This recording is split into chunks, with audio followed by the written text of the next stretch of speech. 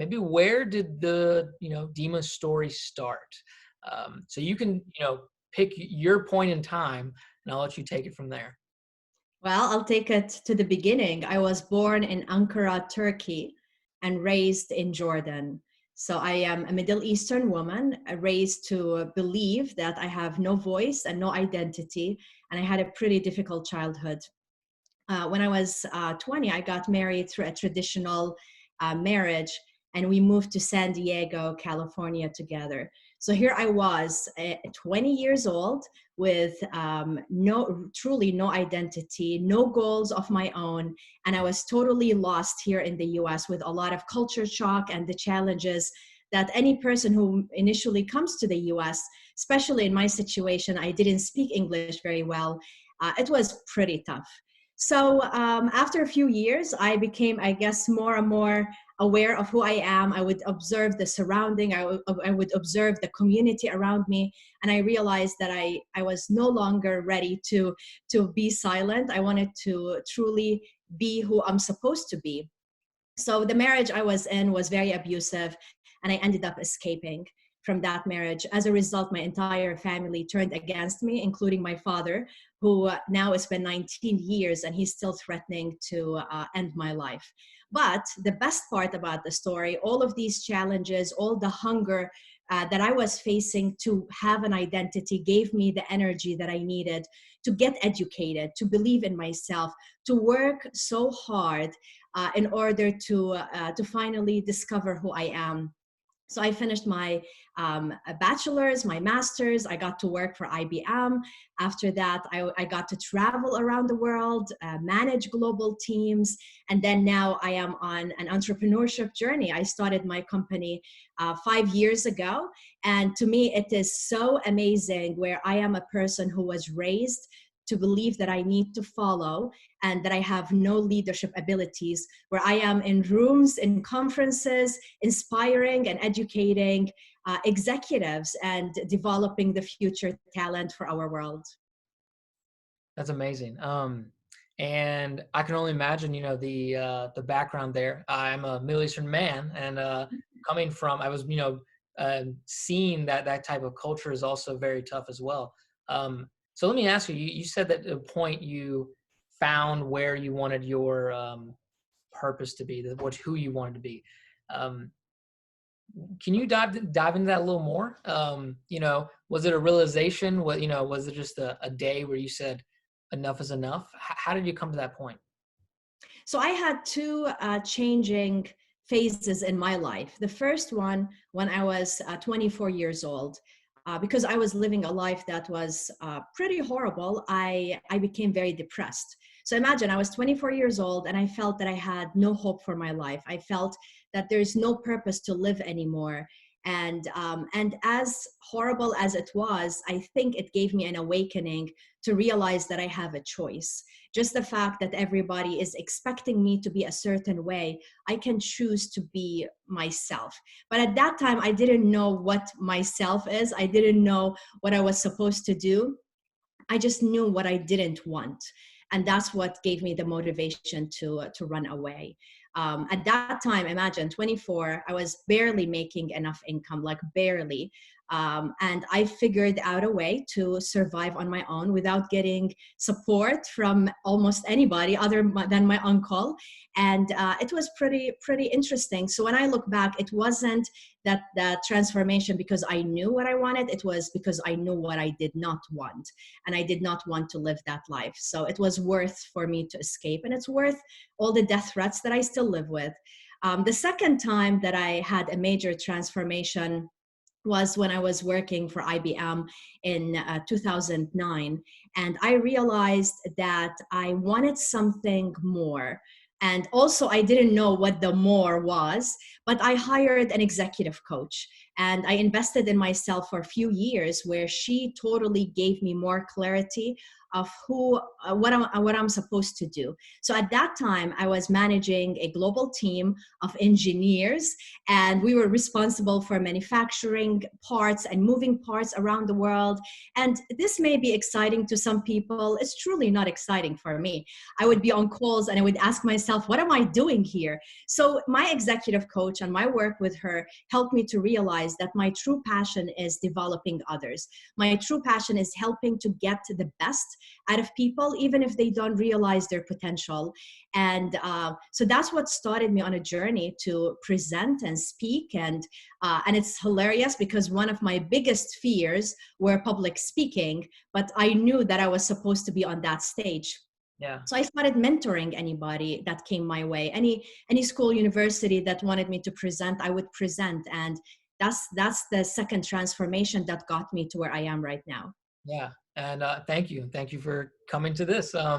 I so it's so your coach got you to find your purpose or define it. Is that Yeah. right? Uh, Yes. Very interesting. I got a coach last year. In the first 3 months, he kept pushing me to find my purpose, and I thought it was bogus. I'm like, okay, I need a coach. I don't need someone to tell me how to think. But ultimately, it was huge. It was a huge part. How does that influence your decision making? Like, and from we live in a time where there's so many opportunities. There's so many speaking gigs. There's so many potential people you can coach, job opportunities. Clearly, you've worked in different areas as well. How does it influence how you make decisions, or does So it at all? what it helps me with is not to make decisions based off fear, because I know that I am aligned with what I'm supposed to be doing. So right now, even now, I have to make a lot of decisions related to my business and my future of my business. So it just helps me to, I get a feel, is it aligned with what my purpose is? And the purpose is developing people. If it's not aligned with that, it just means that that's a decision I should not be like. It helps me with the yes or no based if it's aligned with who I am. And if it's not, then I'm not going to accept it. Absolutely, absolutely. So let's start transitioning for Yeah. lack of a better word, um, a lot of us may be going through a transition, Mm. or a realization that everything that we have and the way that we have it um, isn't so concrete. It's not guaranteed.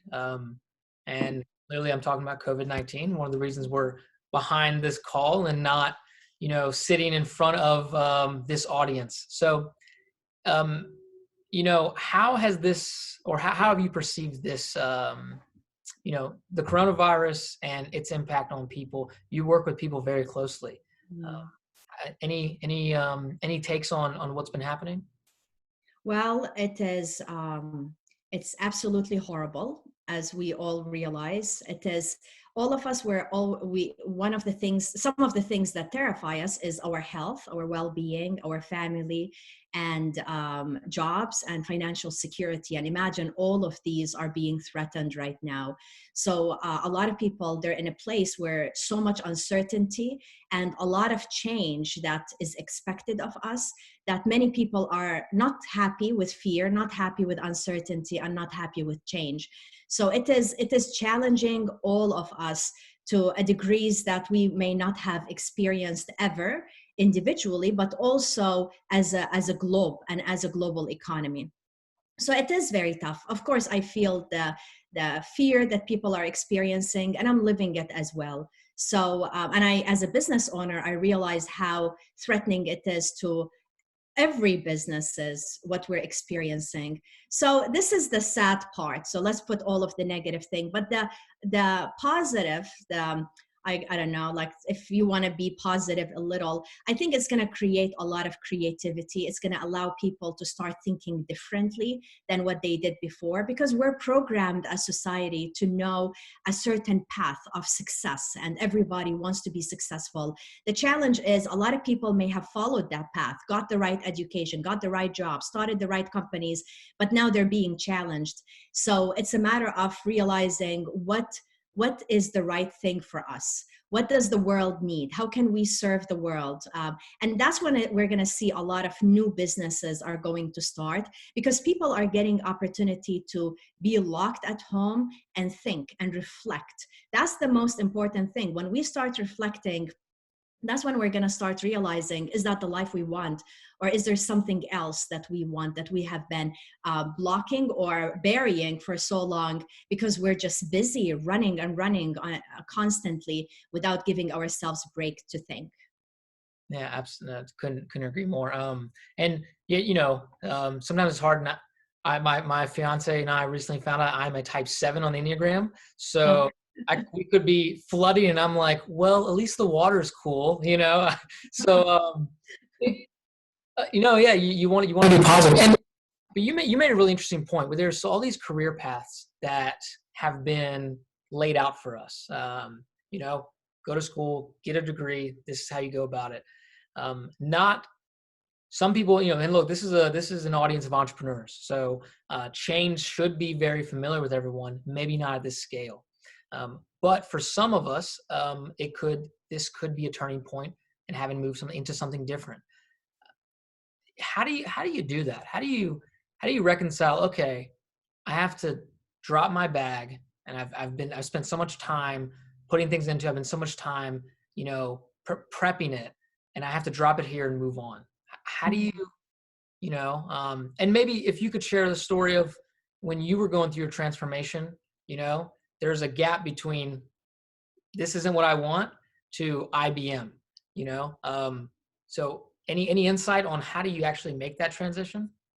Okay, so which transformation, the first time or the second time? Um, no. So when me and you talked there, you actually went through transformation during a pandemic. No, not a pandemic, but Yes, through yes. which Oh, one? so what the one you're referring to is in 2009. That's before I hired my executive coach, and I think that's what made me hire her. Is I I got the swine flu, the H1N1. So at that time, I was running, focusing on work, working day and night, and multiple things motivated me. One of them was that my ex-husband, before I left, he told me I will never be able to survive, and that I will go back to him like a dog, which a dog in Arabic is really bad. Like that's horrible to say, and to beg him to take me back. So that gave me the motivation that I would never want to go back. And as a result, I ended up working so hard. I can't even describe. That was one motivation. The second motivation is one of my friends. She was telling me about her beautiful home and her BMW and all the travel she had in her life, and I'm like, I want that one too. So I started working towards that goal, and I ended up having it. I owned my home. I was in North Carolina. I had my BMW. I was traveling everywhere, but I was empty inside. I was filled with fear. I was filled with frustration and anger. So one day I woke up with a high fever, and I was like, okay, I'm getting a cold. Too bad, because I need to get to work, but I ended up getting the fever. Second day I had a fever. Third day I had a fever. Fifth day I had a fever, and I went to see the doctor, and she's like, don't worry, there's nothing wrong with you. Just go home and take Tylenol. It should help. So by the 10th day, number 10, I had still high fever, like nonstop. It was miserable, and I went back to another doctor, and he freaked out, and he's like, oh, "You have H1N1, which is the swine flu, and apparently it was affecting my liver." And he's like, we need to admit you to the hospital." So I was in the hospital, then I left, and I was in short-term disability for a month and a half. And it was horrible because I was locked at home. I was unable to leave. I was scared of having anybody come to visit me because I was scared I would give them the virus. I had no energy to move. I was so terrified for my well-being, for my health, my financial stability. I was scared that IBM would fire me because I was not productive. And it was pretty intense time. And initially it was very, very hard. But the interesting thing is towards maybe the third or fourth week of my short-term disability, that's when I could not watch movies anymore. I was done with that, and I was just bored with my life. And I started just being in a quiet space. Mm. And that's when I started thinking about what kind of life do I really want? Is it the life I had? I had everything materialistic that I wanted, ever dreamt of. I was doing good. I was managing global teams, but I was so miserable. And that's when I started getting the answers that that's not the life I wanted. I wanted something different, but I did not know how to do it. And that's the thing right now. A lot of people, they may be reflecting and questioning the kind of life they're living, or the kind of life they want. You don't need to have an answer right now. Right now, it's just a matter of realize, what kind of relationships do you want? What kind of friends do you want? What kind of jobs or businesses you want to start? Which ones have you blocking for many, many years because you've been so busy with life and accumulating material stuff and satisfying everybody around you, and constantly keep losing yourself? So this is the time we start thinking about these things, and it is just so powerful. Again, you don't need to make a decision. I didn't make any steps then, but after like few months, I started getting my energy back. I started feeling a little better, and that's when I started hiring people that can help me. That's when I hired not just that one executive coach, multiple ones. That's when I hired a lot of healers to help me forgive my father, to help me forgive my ex-husband, because many times we may have all of these baggage of the past, of things that people that hurt us, and we don't realize that these emotions are stopping us from growing, are so heavy in our lives and affecting all relationships, affecting our growth and how our confidence. Yeah. I needed to release that. I needed to handle it so I can be able to move on. So to answer your question, Yeah. reflect, ask yourself the kind of life you want, truly, truly want. Go back and listen to your heart of the goals you've always wanted to do and you never made the time for them, and find the right people to help you, because we're not going to all have all the resources and the knowledge that's needed for the transformation. Yeah, absolutely. Amazing story. I love the you don't have to make a decision right now. I Mhm. love like because it's like sometimes that pressure to do something just leads you to do nothing and Mhm. just I so you make an interesting point of when you want to you realize this is the life I want, going and meeting the people that can help you. Okay. So uh, I'll give you, here's probably a take that maybe, someone has. Dima, I want to be successful. Like, okay, like Dima, I want my business to do well. What do you mean? Like, it's the coronavirus. Like, it's not me. I want my business to do well. Like, of course, like I think about it all day. I want a great life. I want to live, live in Santa Monica. Like, um, what do you do? What do you do with that thinking? Like that it's all the same. Like it's that this won't change. This won't change it. Yeah. Do you feel that push that this isn't what other people think, that this isn't a, you know, actually that big of a life-changing moment?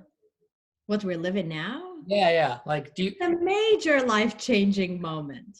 yeah, It is changing a lot of things, and that's why when I hear people talk about that they can't wait for things to go back to normal, normal. I'm like, oh my goodness, like I, okay, even if things appear to go back to normal, even if the theaters are open and the hairdressers are open, and all of these, maybe even the sports events start happening again, even I don't think things will go back to normal, because we are going to be different as people. These shocking experiences leave a mark, and they make us different of how we view our life and how we view the world. So if any of the listeners think things will go back to normal, ask yourself, are you changing right now? Or are you desiring for a change in your life? And just know that things will not going to look the same as it was 2 months ago. Absolutely. I totally agree. So let's talk about meeting people. This is an amazing time to connect with people you never had a chance to connect with before. Um, and there's a lot of tactics of going and meeting people. It's it's something Scott and I talk about daily. We run a networking app. That's our mission. But there's opportunities right now via Zoom, via events like this. Yeah, how do you see this as an opportunity to connect and network, even though we can't actually go to an event, we can't actually go and see people? How do you Yeah. go?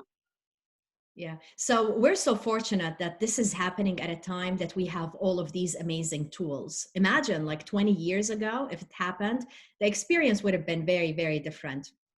So I know there's a lot of people that are doing virtual happy hours and virtual, for example, virtual chit chat with Rob and Dima. So you need to check it out. Go Yeah, Rob Wise. So we're working on we're working on connecting the community. We're working on ensuring that we still talk together as a community. So yes, it is different. It is. It has a different flavor, and as humans we need the people interaction. Many of us, especially the extroverts, they feed off of it, and of course it's not the same, but it doesn't mean that we need to let it go. It just, all it means is we need to do it in a different way.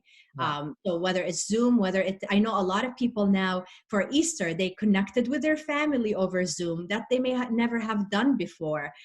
So it's an intention, really. It is being intentional. And some of the things I talk about all the time, especially now, we need to reach out to 3 people a day. One person while you're eating breakfast, one while you're eating lunch, and one when you're eating dinner. Just make sure you stay connected with your prior employees, with your friends, with your past, if you worked for a company, past coworkers. Just stay connected by being intentional. So put a list of who are the people you want to talk to. The other day I spoke with a colleague I had at IBM that I haven't spoken with for I think over 10 years. yeah, And it was so powerful. So yeah. so for people who think that this is going to affect the networking, they're just not looking at the bigger picture. It's the intention. What do you want to do out of this? What can you get the best out of it? And take action. I love that. Um, let's stay on intention for a moment. Maybe have people that reach out to you, in a cold email saying, "Hey, come speak at my next event." Okay. So when someone does reach out, though, is there something that you see that works? Because it's so easy right now to just to bomb it. Like with the messages you're sending, trying to do follow-ups, maybe, not following through. What kind of works for you when you see people reaching out, or if you're reaching out to those that you're trying to connect with?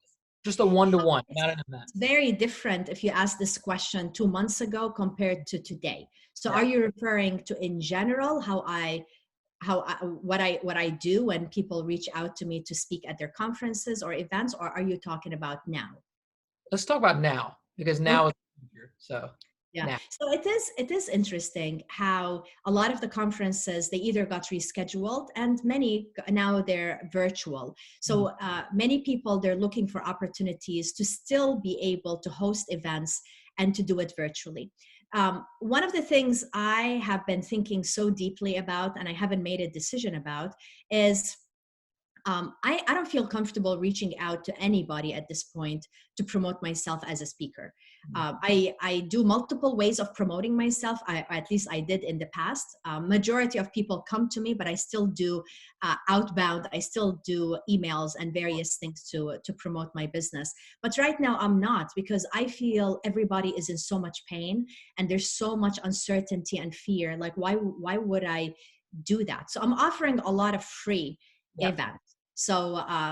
And the best thing about it, it's helping me to expand my circle of network. So when I'm giving free events, I'm doing it from all my heart because I want to be able to help people and give them tips for what we're experiencing right now, whether it is how to work virtually, or whether it is how to increase your brand online, or whether how to be present and handle stress. So all of these things, the majority, not all of them, majority of them I'm giving for free. And what I'm realizing is more people are signing up for my newsletter, more people are checking my website, and this is okay for now. It's not going to last forever. I'm okay to do this right now. Right. In the meantime, I do have, which I've been so lucky, some people that reached out and asked me to do virtual webinars or virtual speeches. So it's working both ways, and I'm thankful for that. I lowered my expectations a lot, and I had to cut my budget a lot, because what matters for me is to sustain my business for until the end of the year, even if I don't get one more speech that is paid. Because a lot of people think, oh, now our city, our state is going to open and things are going to be okay. I don't see it that way. I think the business, at least my business, is going to be impacted for another year. That's what I'm putting in my head. And I'm looking for opportunities and ways to stay in business and to continue to help and empower, and at the same time be comfortable financially. Absolutely, absolutely. And that's a great point to start planning for the future. Start and make sure that you have your money, you have a way to sustain yourself. I hear a lot about this. Hey, it's going back to normal. The market will be there. Not the case. Just Yeah. simply, after every single recession, small or big, what happens? People start saving more and spending less. Every Mhm. single one. If we went through the '08 recession. My family has a restaurant. Immediately, we saw some 10 to 12% cuts in our sales, right? And that was just that. Now imagine this scenario. There's Mhm. this expectation that, hey, all we have to do is make it, and then we'll be back to where we were, so we can take off. Um, I love what you bring to the table. I love this mindset of finding ways to grow now and today. Yeah. I want Uh, to add one more thing before you go to the next question. And I have so many people reaching out to me, and it's because they care about me and they're like, what is your plan? And I'm like, I don't have a plan. It's interesting how we always have to be so clear and have a plan for the next thing. Yes, I have. All of my speeches got rescheduled. But I still have, like in my business, I diversified my business. I don't have one source of income, which is really good. And that's what I'm recommending for everybody, all entrepreneurs. Don't depend on one source of income. I have my coaching business that's doing so well because I'm able to coach my clients virtually. And I've been coaching them, a lot of them virtually, even before the COVID-19. I have the training and the keynote. Yes, this has been very impacted, and of course, I have my book and some other things. So we need to think as entrepreneurs: what do we need to do to diversify? We can't just depend on one source of income, because what if that source of income is not what's going to help us during this period? What if it's not going to help us generate money for the next year? What are we going to do? There needs to be some other ways for us to look at our business and continue to serve the needs of what our clients need. yeah. Quick follow up to that one. Is there an opportunity you see with what has happened for other sources of income, potential business ideas? You don't have to give away your business ideas. But where would you, recommend some local entrepreneurs begin to look? Okay, that's such a good question. The first thing is, watch what are the areas in your life where you're like, oh, this is such a pain. I wish it was done differently. So this is the best way, obviously, when we create new products and services. The best one is to look at our lives and what are areas we wish is better in our lives that nobody has addressed, and go and figure it out. Figure out a service to help with that. So we just heard, for example, with Femme BNB. That's such a great idea because she saw an area that is a gap, that she had issues that affected her security, and she found a solution for that. Also with the crawfish, and he found a solution to address the pollution and all of this. So look, observe, and this is the thing: we need to just pause and observe what are areas that are causing, that we wish are done differently, that are better, and find how you can be a solution and provide services to solve it.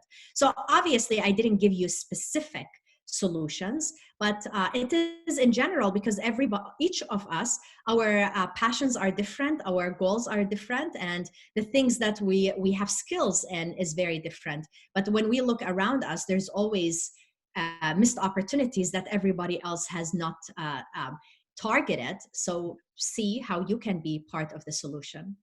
Absolutely. I love that. I love that. So I want to take now, let's kind of come a little closer to home. You live in Baton Rouge, is that right? Of Yes. all places. You've traveled the world and you've chosen Baton Rouge. Let me start there first. Why? Why Baton Rouge? Okay, so today I am in San Diego. Okay. I've been so fortunate during all of this quarantine to be close here in San Diego because I have my mom that lives here. But my business and where I usually live is in Baton Rouge. I laugh and I say it's my headquarters because I'm traveling all the time, all around the US and sometimes even globally to give speeches. I moved to Baton Rouge with IBM. That was the last move I had with them. I had so many different moves, and that was around the time where I started realizing I wanted something more in my life. I didn't want to just be an employee with somebody determining how much my bonus and the raise is. I was sick of that, or how many days I should take vacation. Are you kidding me? I wanted to decide that for myself. So in order for me to decide how much raise I'm going to get and what is my bonus, and I wanted to be my own boss and I wanted to start my own business. But for many years, I didn't understand what that was, what it is and how to do it. Until I gave a TEDx at LSU and shared my story for the first time. And the response was so powerful from people, women and men all around the world, talking to me about how my story is helping to influence them and help them to shatter their fears and be courageous. And that's when I realized there's something bigger than myself. And it's interesting because my job at IBM became harder and harder because my boss, the general manager, retired, and they brought someone else who was really, really tough to work with. So tough to a point I was like, I'm not doing this anymore. And I quit. And that was my last day was on my birthday, July 18. And that was my gift for myself. So I resigned, not having any entrepreneurship background. My parents were employees. Everybody around me were employees. And I didn't know how to be a business owner. I didn't know how to create a brand. And I knew I wanted to train and develop people, but that's still not clear. I didn't know how I'm different. So the first year after I resigned was mainly to figure out who I am. So I hired branding coaches. I hired a lot of people to help me with defining my message and marketing and putting together all of this. So now when I'm coaching individuals that want to start their business, I try to help them as much as possible to do it as they have a job. Because in my situation, I had to learn how to be a business owner after I had no income anymore. And I was forced to learn it and to figure it out. And I'm still figuring it out. It's been now almost 5 years, and I'm still learning about things related to business every day. And especially now with the COVID-19 and the new changes that I need to do in my business as well. So it's constantly evolving. Yeah, absolutely. Oh, your question is why Baton Rouge? I love the people. I love the community. I love the culture, all the festivals. When I was working for IBM, I got to make a lot of friends. And it's hard to leave that. And I was there when we had the flood and I saw how the community came together. I lived so many places and I've never seen community coming so close to support each other. And all disasters, I see how people, they interact and they're supporting each other. And it's hard not to be part of this community. It's hard to let it go. Yeah. So, I see Baton Rouge as an incubator. As I'm growing my business, Baton Rouge is growing too. And there's so many opportunities of areas that I can help with. Okay. Yeah. And that's actually the last point that I like to get to. And I honestly, I bring it up. Some people may think I despise Baton Rouge with all my heart. Cause but I'm critical because that's just the way I am. I like people to be critical of me. I prefer it. But let me ask you about Baton Rouge then. This growth that you're seeing, um, you know, yeah. What is your view of that growth for opportunities for entrepreneurs? For entrepreneurs Mhm. to, because it's the age of the internet. We can start something here and it can expand, but at some point, do you need other people around you doing the same thing? Yeah. What's your view of the entrepreneurial opportunity in Baton Rouge? Is there Mm. a reason So I'll tell you my wish list. My Okay. wish is for us to have a group, for us to come and network and to be able to support each other. I love what you're doing because it's creating a really good networking opportunities and inspiration for people that want to be entrepreneurs, to be surrounded with others. I think it is so wonderful. But big part of my wish list is what can we do as entrepreneurs to support each other, to help each other. And I know it's so easy to talk about it. And here's a way area that I feel like I need help with. So I need maybe to create something about it. But there's so many groups I can create myself.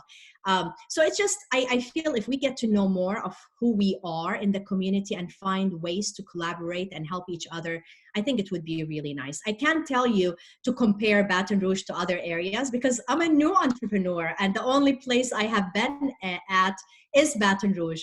But I everything I've been learning on my own, Yeah. or I hire a lot of coaches to help me too. Yeah. So majority of my growth has been investments that I have to do instead of being part of amazing groups that I can support and they can support me. Yeah. That's a great point. There's got to be a time for self-investment. We can start all these groups that we want, but if people, and then those listening, if we don't have people starting companies out of this, out of groups, out of, it's one thing to go and listen to a nice speaker. It's another thing to go and try to do it. I hope, and, great people like you coming in and sharing their stories, that more people take that shot and know that, hey, failure ain't no thing, it's not a thing it's something you should really be embracing. So that's where I see it. I don't see enough failure, to be honest. That of my view is that we seem to walk around it and we set up nice little systems like Startup Grind, but gotta see some more entrepreneurs fail. Hell, we may be one of them. That's the point. Yeah. I'm. It's amazing to see you stay here. It's amazing to see you, supporting this community. And you do, really quick self promotion. You do a monthly leadership and lattes. You want to talk a little about Yes. that? Since we're in groups. I started Leadership and Lattes 3 years ago because when I first moved to Baton Rouge, I wanted to be part of a women group that help women with professional development, and I couldn't find any. There are a lot of good ones about drinking wine together or volunteering together, which is wonderful, but I wanted something focused on business. So it took me a few years to create it, but then finally I did. And we meet on a monthly basis, and we have men. So any men listening, you're welcome to join if you would like. And it's mainly helping individuals that attend these events to continue to grow, whether they're business owners or whether they are employees. And we have a range of women and men as students to partners at law firms. So it's a wonderful, diverse background, whether it is diversity of profession, diversity of age, diversity of everything. And it's just so wonderful. So we have now I shifted our events just like you virtually. And the one I have on Thursday is focused on branding, online branding. How do you brand yourself? Because now, since we're doing more things online, we need to have online brand as well. So we're going to be talking about that. So yeah, so that's my leadership on lattes. Now I'm waiting a little, but after things calm down in the next few weeks or hopefully a month, I'm starting a lot of virtual programs. Whether it is to help entrepreneurs to use public speaking to grow their business, because many times, like my public speaking when I go speak at conferences is the best way to market myself. That's when I get coaching clients. That's when I get consulting engagements. So I want to help people to utilize public speaking, even if they're terrified, like I was, to use that. So there's a lot of wonderful things, and I'm a coach. I'm an executive coach.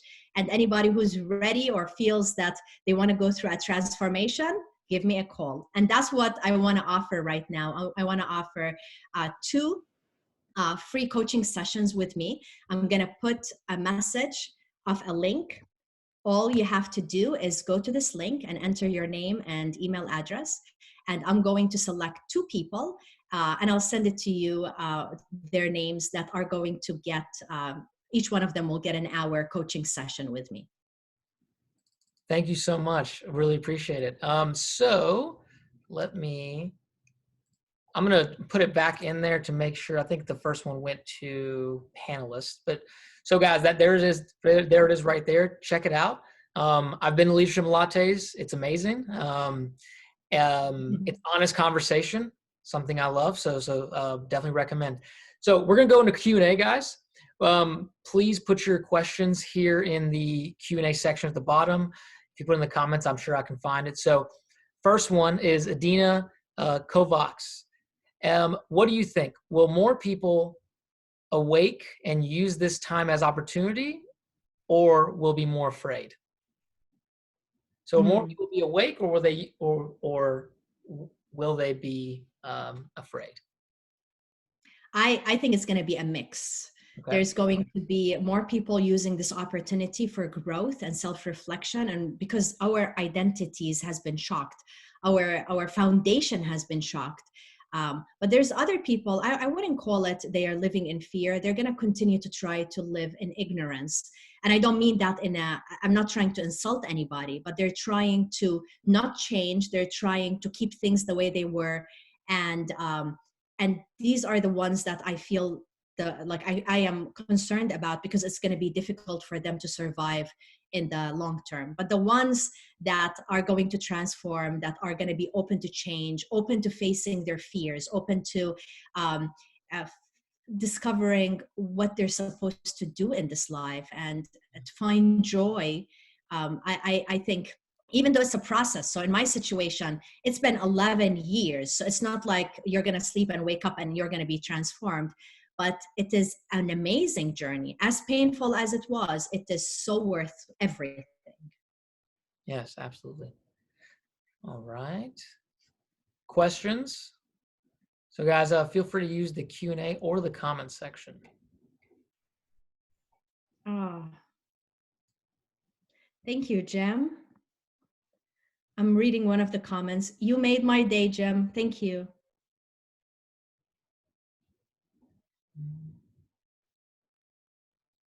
Yes, mentors are so important for startups and continuing to grow our business. Absolutely. You still have mentors? Yeah, of course. I mentor people. And mentors means helping people for free. Coaching means helping people with having them charge, like pay. So yes, I absolutely do, because not everybody is going to be able to afford. And there's individuals I've been mentoring for many years. So it is, their journey becomes part of my journey as well. Absolutely. So mentoring is very, very close to our heart. Dima, who was your mentor? How did you find them? Do you still talk to your mentor?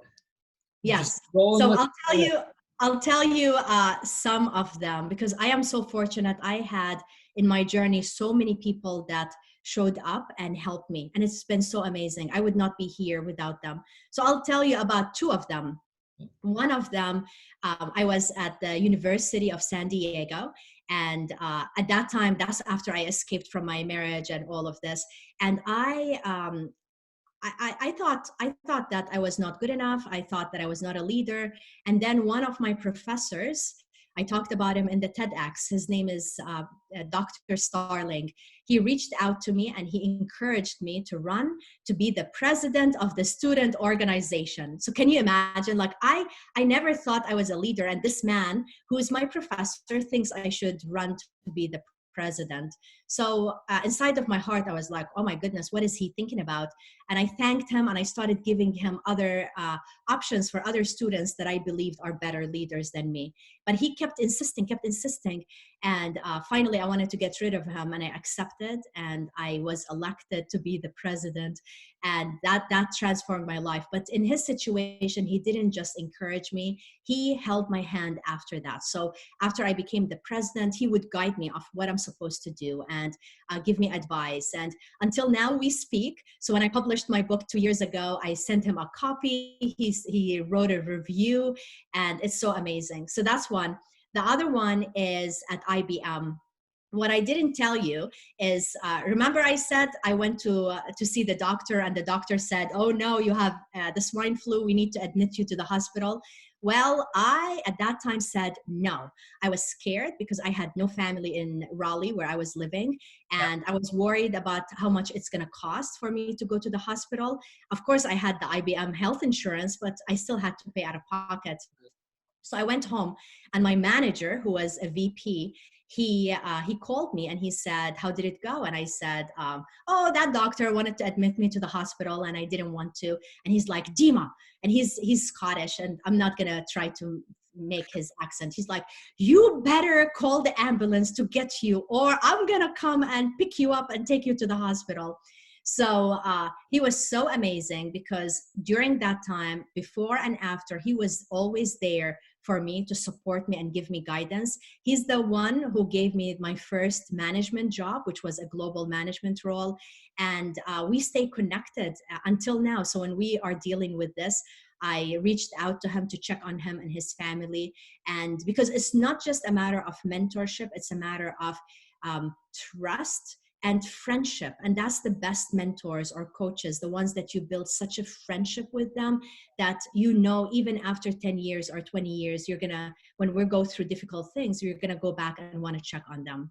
So both of them helped me to grow as a leader, and both of them I'm so grateful for. So it just happened that I mentioned these. I had a lot of amazing women mentors too. Yeah. So yeah, so I'm one of the fortunate ones. Usually I'm working with them and our relationship becomes mentorship relationship. So that's amazing. A Wow. few times I asked people to be my mentors, but I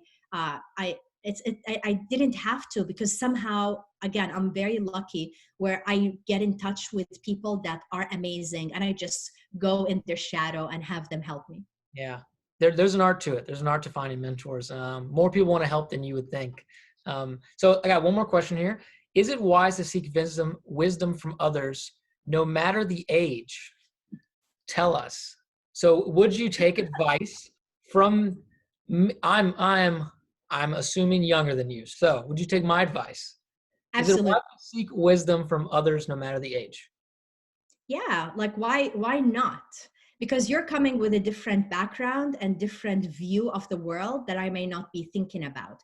Yeah. So absolutely. But it doesn't mean that every advice you get you need to apply in your life. So you just need to get the advice, think about it, and see, does it feel right? If it doesn't feel right, just thank the person and move on. I know a lot of people, especially the ones that it's difficult for them to make decisions. They may hear somebody give them advice and they would do it even though it doesn't feel right to them. So I'll tell you some advice I got that I didn't take, and it turned out to be so amazing. When I wanted to resign from IBM, I called my uncle, who is amazing support for me. And I said, and by the way, he's the only one that still talks to me after, like from the majority of the family. And I asked him, I said, I'm thinking of leaving IBM. What do you think? And he's like, "Oh no, don't do that. And this is so bad. And just be patient, be patient. Try to buy a few more years." I didn't listen to him and I resigned, and now it's going to be almost 5 years and it's absolutely amazing. I'm so glad I didn't take his advice.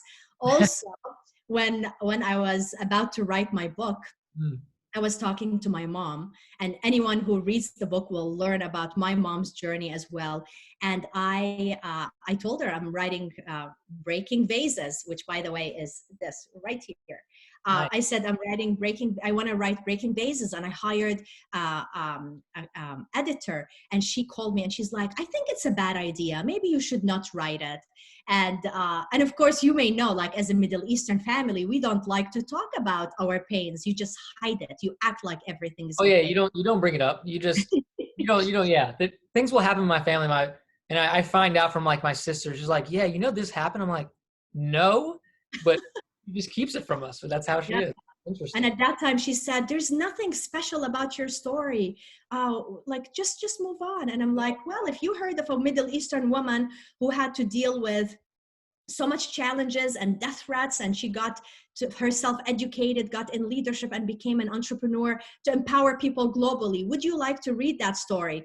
And she's like, yeah, she forgot that this is me. So, so Yeah, I'm so thankful to God that I didn't listen to her advice and I wrote my book. So love it's that. I been love a blessing. that. My mom told me to take advice like quotes. Someone gives you one quote, you don't just take it. You go and find other people's advice. It's completely okay. Yeah. All right. So if I don't see any more questions, let me just ask you to wrap up then. If is there anything you would like to leave everyone with based on the topic, based on what's going on? I'll Mm. give you the floor. Yeah, I know it's difficult time for all of us. And I know it's not easy, regardless where you're working or whether you own your business. It's tough and it's a big challenge for us globally. So my advice to you is what I'm doing in my life right now is try not to think about what's going to happen in a week or a month or a year, but to think about today and maybe just tomorrow. We need to take it one step at a time right now because otherwise it's going to be so overwhelming, and to do our best to use this time to reflect, because that's when we become creative. That's when we get opportunities to discover and to listen to ourselves with the ideas that we have been blocking for so many years. And the other thing is, um, even though a lot of bad things are happening around us and many people are getting affected by the COVID-19, but let's pause and think about all the good things that are happening. There's a lot of news that is depressing out there, and we need to balance it out by thinking about what we're grateful for. There must be at least one thing good that's going on in our lives. And if there isn't, then go help somebody and create something good in your life and in the life of the other person. I love it. Thank you. Thank you, Dima. Thank you so much. What a great story. What a great, advice and insight into what we all can do. Thank you for your time and yeah, joining us today. I really appreciate it. Thank you. My pleasure. Thank you for the opportunity. Of course. Goodbye, everyone. Right. All right, you guys. First off, thank y'all for jumping on, staying on, and hearing that story. What we're gonna do is I'd like to just wrap up before I announce the winner of the pitch competition. So, just to wrap this up, our sponsor is Louisiana Technology Park. They are an incubator here in town, and it wouldn't be possible to do this without them. So, thank you so much for supporting us, supporting local entrepreneurs. And if you want to learn more about them, they're all over our site, and we'll also add their information on the newsletter that goes out tomorrow following this event. We also are partnered with InnoConference from New Orleans, the Patty G show that helps give those pitchers an opportunity to have exposure through a podcast. So we work with so many different people, and they really all make this the reality that it is. If you want to help, if you have a way that you think you could partner with us, you want to help support entrepreneurs, do not hesitate. Reach out to me. I'd be more than happy to chat with you about it. So next month, we're bringing in Robert Wise. He is a local entrepreneur here in Baton Rouge who's killing it. But not only that, he is an inspiring voice with an inspiring story. One where we can really start breaking down how technology is playing a role in everything and how you can really use that technology to create positive impacts, not only for yourself, but your company and your culture and those around you. And with that, the winners. Everybody's hanging on for that. All right, so the winner is by a huge majority, Priscilla of FemBnB. Congratulations, I will follow up with you after this and get you, linked up with all those different people. Yes. So until then, guys, our next event is next month. You can follow us on all the different social channels. I'm only an email away. Don't hesitate. I'd love to get on a call. Love to do a little Zoom coffee with anyone on here about any topic. That's what I do, and I'd love to connect with you guys more. So having said that, thank you for joining today, and see you guys next month. Stay safe.